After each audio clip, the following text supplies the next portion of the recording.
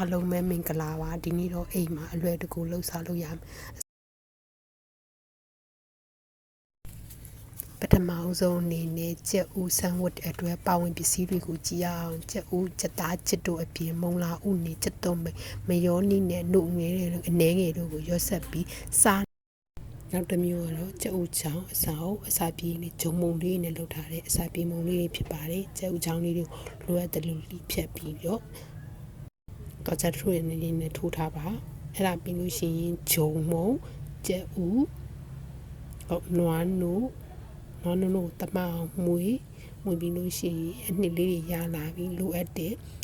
စားဟင်းညုံမုံစီကိုလိုအပ်တဲ့ပေါ့နော်လိုအပ်တဲ့အစာပလာလေးထည့်ပြီးလို့ရှိရင်ခုနလှီးထားတဲ့ကြက်ဥချောင်းလေးတွေကို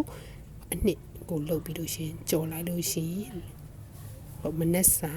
အစာကြက်ဥချောင်းကြိုလေးရပါတယ်ဂျုံမုံနဲ့ကတ်ထားတဲ့ကြက်ဥချောင်းကြိုလေးရပါတယ်အဲ့ကြက်ဥချောင်းလေးတွေကို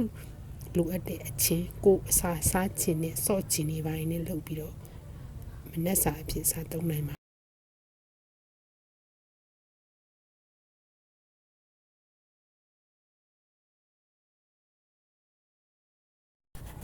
နောက်တစ်မျိုးကတော့ braised pizza ပါbraised pizza ရန်ဆောင်ကိုဒုံခဲနဲ့အသုံးပြုထားပြီးအရန်စားကောင်းတဲ့အစာပြေမုံလေးတွေဖြစ်ပါတယ်ပီဇာအပေါ်ရန်အလွှာမှာကြက်သွန်တွေခရမ်းညင်ငရုတ်ပွားနဲ့ပြောင်းမှုချိုတွေကိုစလုံးနဲ့ထည့်ပြီးစားငရုတ်ကောင်း chicken fry နဲ့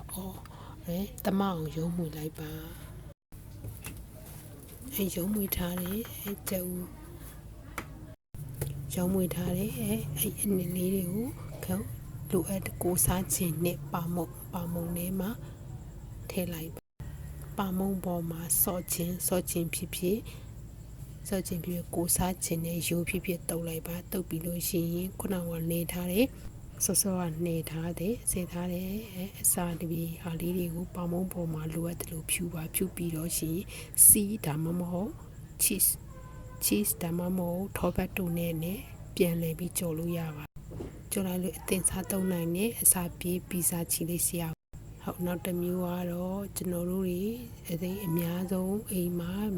မိဖို့ဆောင်တွေမှာတွေ့နေတဲ့ကျွန်တော်တို့စီမှာတော့တခွားသီးပေါ့နော်တခွားသီးတွေကိုလိုအပ်တယ်လို့ခုပုံမှာပြထားတဲ့အတိုင်းဗီဒီယိုမှာပြထားတဲ့အတိုင်းလှီးပြီးတော့စားရည်စိမ်ပြီးလို့ရှိရင်လိုတဲ့ချက်သွန်ပြူအယောင်တင်